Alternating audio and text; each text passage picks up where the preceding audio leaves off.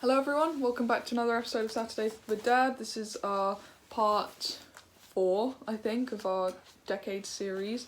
So today we're going to be running through Dad's favourite records of the 1980s.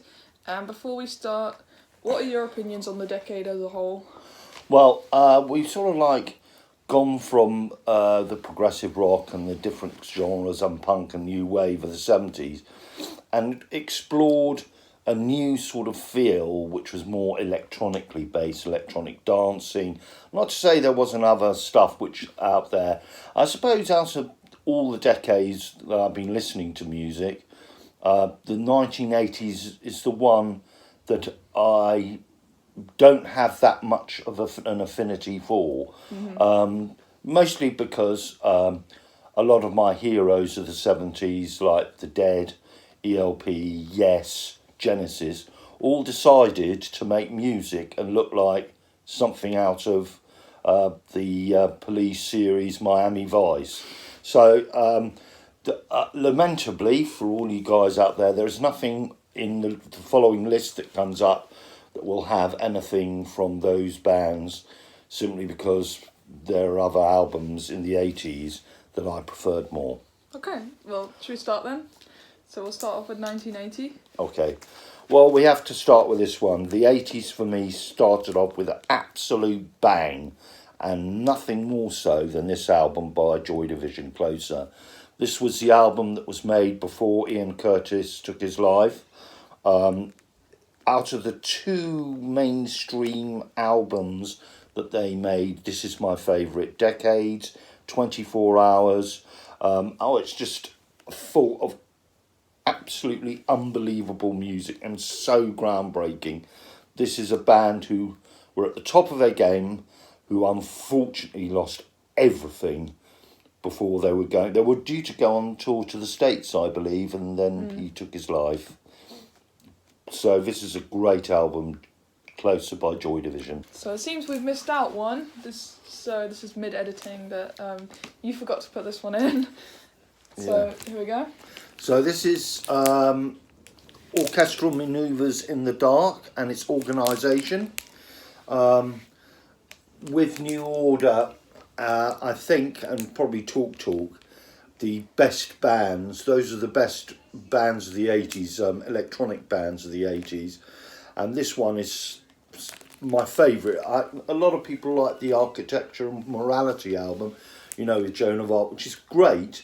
But this one had this sort of dark feel. It's like during Thatcherism and, the Industrial Revolution in the late 70s and 80s, this album came out and it's sort of very, very dark and in a way pessimistic, but sort of beautifully pessimistic. And it starts off with a track about the plane that was sent to Hiroshima to let the atomic bomb go, which is Enola Gay, and finishes about an area of beauty in England, which you can see now, which was spoilt by the advent of a nuclear reactor being built there called Stanlow.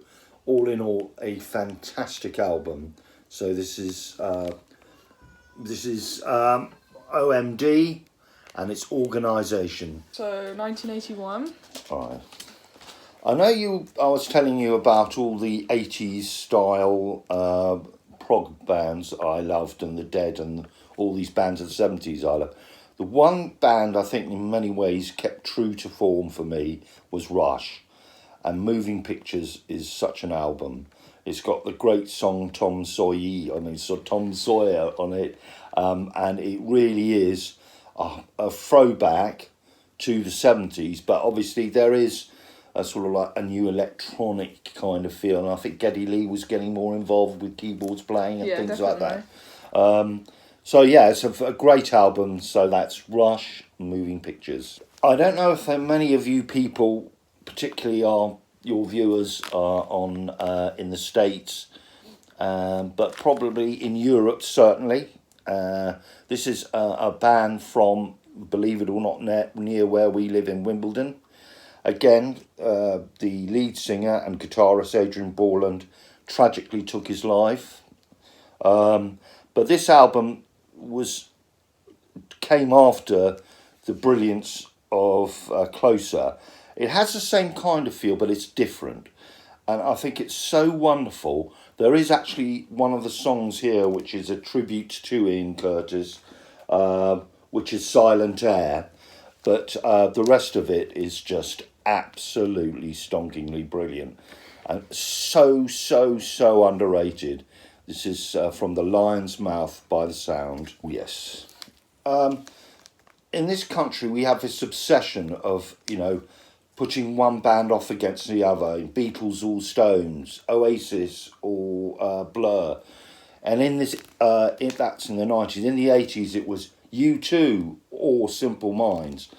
To me, out of the two of them, as much as I like some of the U2, I really like Simple Minds. And this is my favourite album of theirs, New Gold Dream.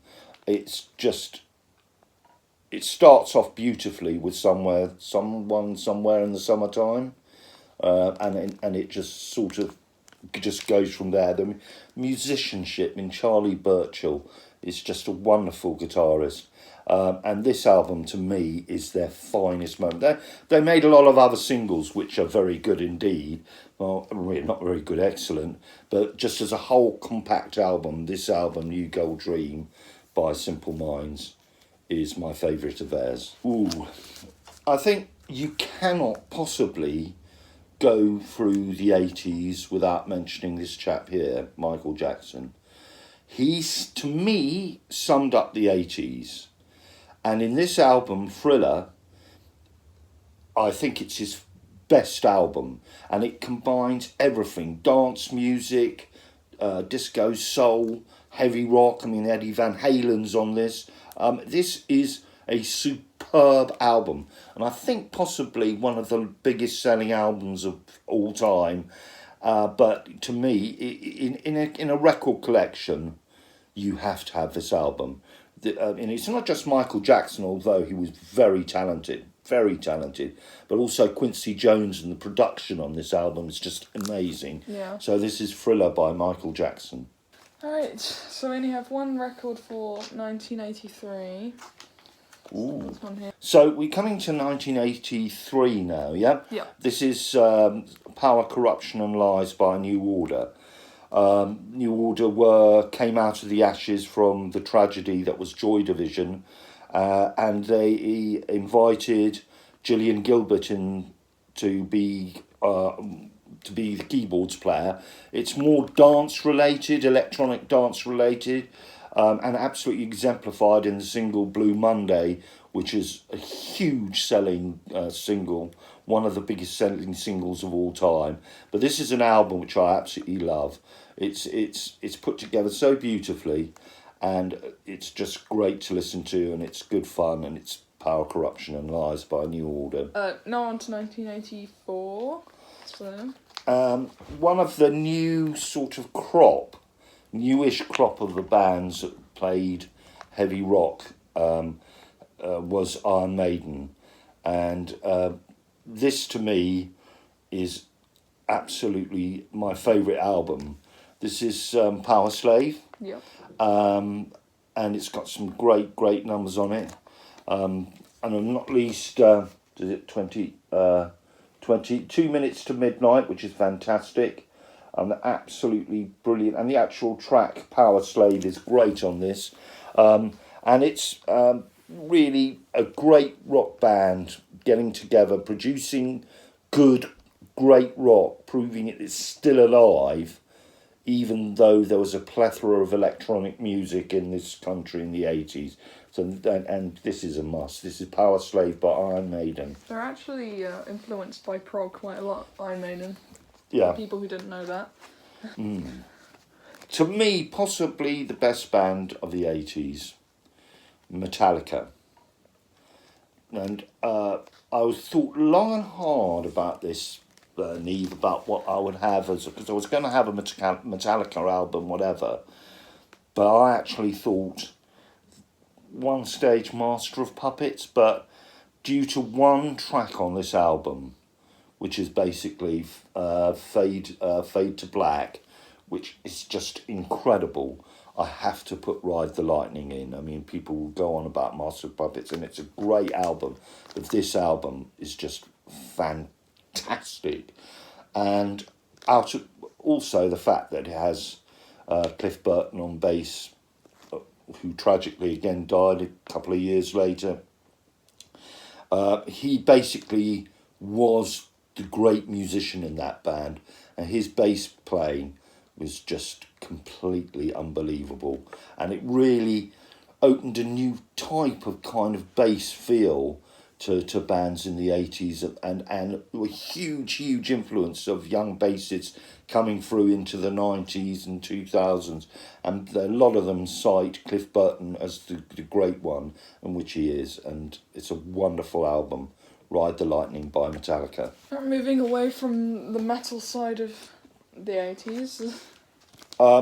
Yes, Neve, we're moving away, but the musicianship of this guy is just unbelievable. This is Purple Rain by Prince.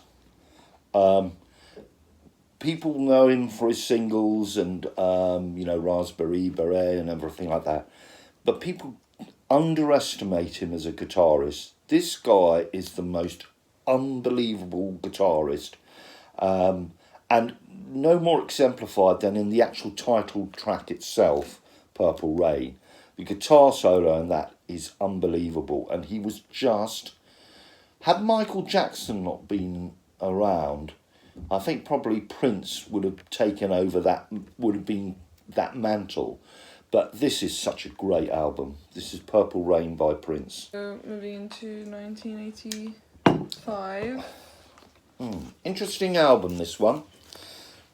A interesting combination. This is Michael Shreve and his brother with Klaus Schulze. This, I was talking to you about the advent of electronic music, etc. This sort of went massively under the radar. And a lot of people who like electronic music, ergo, and also prog music know this album. This is Transfer Station Blue. And the musicianship on this is just unbelievable. It's so beautiful. And it's, just wonderfully put together. So this is Klaus Schulze, Michael and Kevin Shreve. This is Transfer Station Blue, a great album. Listen to it. So we don't have any for 1986, so we're going to just move on to 1987. This is the first one. My favourite U2 album, and possibly the only U2 album that I can really do like. This came out in, as Neve said, in 1987, and my friends and I touched down in Dublin Airport the day it was released, and there was a great fervour around, and this is a great album. It is a really, really good album. It's U2 at their best, Where the Streets Have No Name. It's all really good stuff, and it deserves the accolades that it gets. This is a great U2 album, and this is The Joshua Tree by U2. So this one here is Dark Lands by the Jesus and Mary Chain. I love this sort of black kind of metal kind of proggy feel that the Jesus and Mary Chain have. And to me, this is a sort of album that sort of started that movement, which then sort of like escalated into the 90s. But there's some great stuff on this album, and it's really worth buying this if you like the Jesus and Mary Chain. So this is Darklands by the Jesus and Mary Chain. 1988. This one here is The Spirit of Eden by Talk Talk.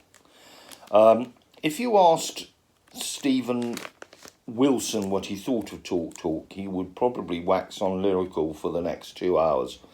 Mark Hollis, who is tragically passed away, went so much under the radar. They did, in the first instance of Talk Talk, release an album which was very good and sort of very pop based, but this really is them coming into sort of serious music. There's so much influence in this. There's jazz, there's prog, There's so much subtlety, and Mark Hollis's songwriting is just absolutely incredible.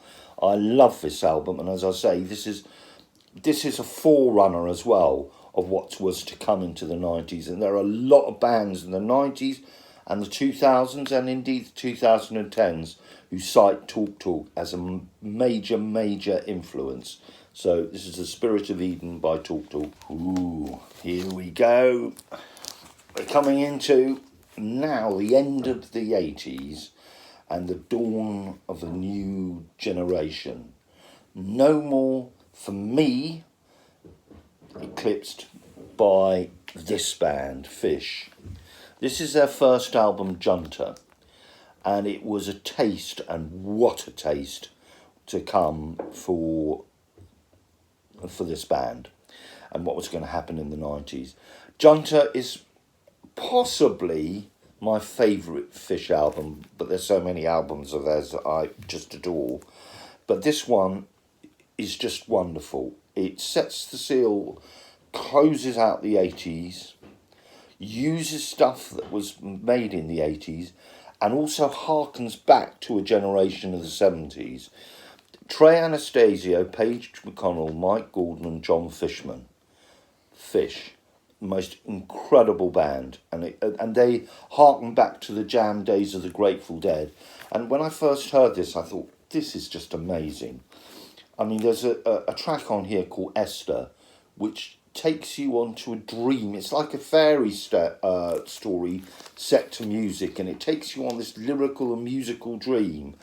And there's obviously David Bowie, which is just a long jam session, which is great. And then the end of this album, The Divided Sky, one of the great pieces of music. This is an incredible album. I can't speak too highly of it. This is Fish, this is Junta. Alright. Last year now, 1989. So, in the 90s, we experienced in this country a thing called Britpop. And the forerunners, and everyone knows this, everyone, from Liam Gallagher or Tim Burgess or anybody who involved in the 90s kind of scene in this country would know and appreciate this album. This is the first Stone Roses album. This was made in 1989, and it was the forerunner, whether you like Britpop or not, but was a forerunner for what was going to happen in the 90s and how guitar music in this country sort of changed. Whereas I think a lot of bands in the 90s tried to emulate 1960s sounds like the Stones, the Kinks and the Beatles. Yeah. I think the Stone Roses had their own sound, and this is just unbelievable. I Am the Resurrection is one of the great songs that have ever been made. And they're all underrated musicians. Not so much Ian Brown, but I would certainly say John Squire's incredible. Rennie and Manny, they're just really good musicians. And this album, I believe, is the forerunner of what was to come. And this is the first Stone Roses album, self-titled.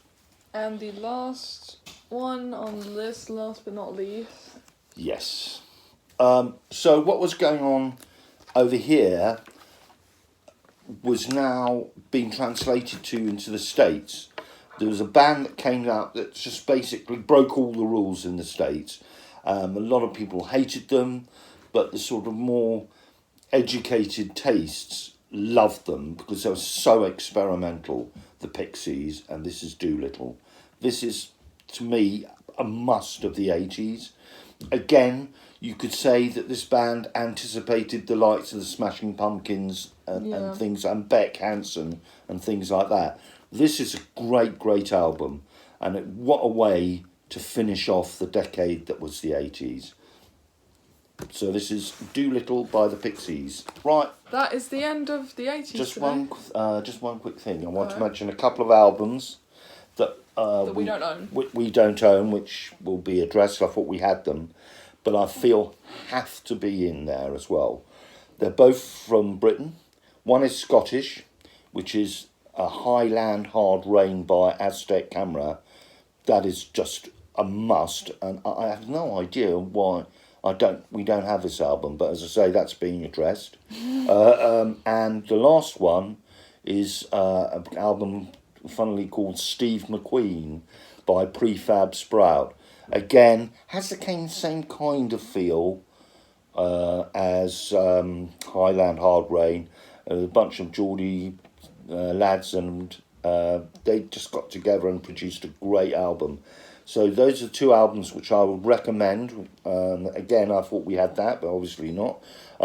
But so Highland Hard Rain by Aztec Camera and Steve McQueen by Prefab Sprout. Okay, well now's the actual end of the video. Any final closing thoughts? Yeah, I mean, when Neve and I first discussed getting together and talking about the decades and everything like that, I really thought I'd struggle with the 80s. But it hasn't been that difficult to me to come up with some albums which I consider very seminal. Not my favourite decade. I think I've already expressed that, but still there was enough in it to say that there was some great moments in it. Yeah, I agree with that. It's a shame that Prog wasn't very available. Yes, well, it was available, but wrapped up in Miami Vice. Okay, so yeah, that's the end of the video, and I'll see you all tomorrow. Next week we'll be going into the 90s, which will probably be another two-parter video, because you have a lot to put in for that, don't you? Oh yes. Well, I mean, I think in many ways we're now getting to the stage where both of us will go on about 90s music. Yeah, I agree with that. All right, well, see you all next week then. Have a good one. Bye. Stay safe. Bye.